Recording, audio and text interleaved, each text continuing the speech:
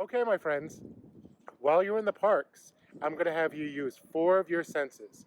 You're going to use your stink smeller, blink blinker, ear hearer, and tip toucher. In order to remember those 4 senses, here's May. I point to myself. What do I see? That is my blink blinker. What else would it be? Blink blinker, blink blinker. Nicky, nicky, nacky, new. That's what I learned in Mr. Connell's school. I point to myself. What do I see? That is my stink smeller. What else would it be? Stink smeller, blink blinker. Nicky, nicky, nacky, new. That's what I learned in Mr. Connell's school. I point to myself. What do I see?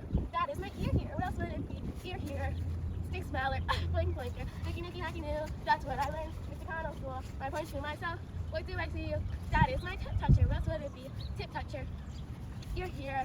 Stink smeller, blink blinker, nicky nicky nacky new. That's what I learned in Mr. Connell's school.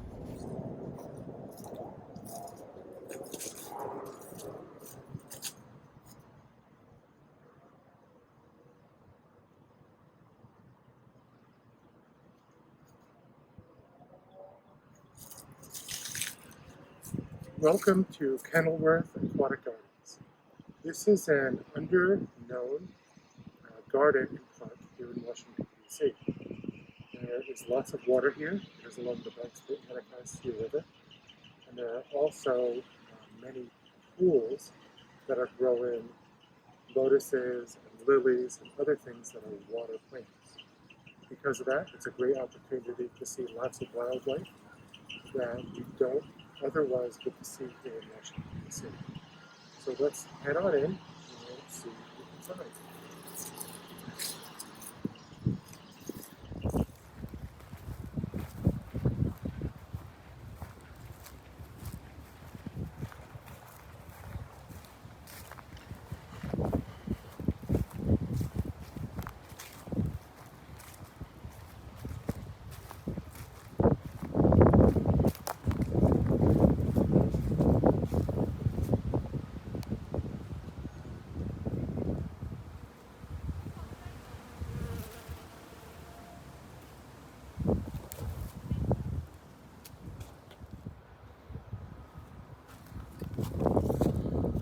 So the cherry blossoms are nice and delicate, fluttery in this breeze. Meanwhile, the bark is rough. Okay. If you look inside, we have some soft moss. Let's get rid of this stick.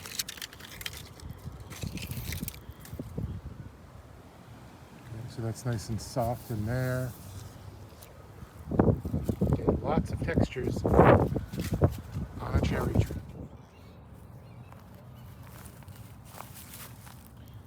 So these little nubs sticking out of the ground are actually part of a tree's root system. You can see how close we are to the water, and over here are the trees. Right? And so if you look carefully, you can see a bunch of these nubs, and I'll take some pictures to show you, sticking up out of the ground. Okay. You notice that the trees are along the edges of the water. They don't grow up higher. These are the conditions they need.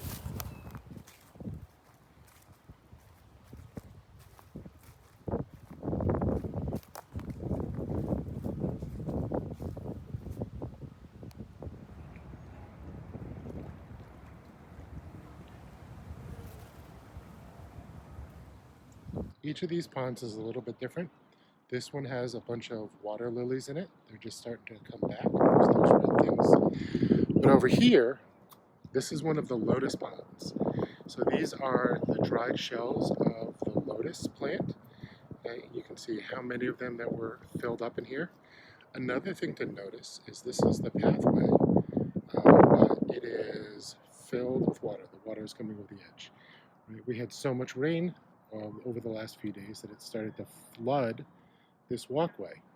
But one of the cool things about it, we're going to zoom in right here, okay, which is pathway, is full of fish right now.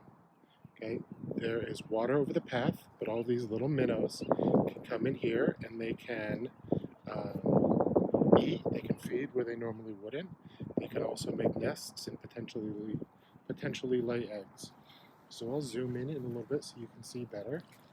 And if you look carefully, you can see hundreds of little fish down there.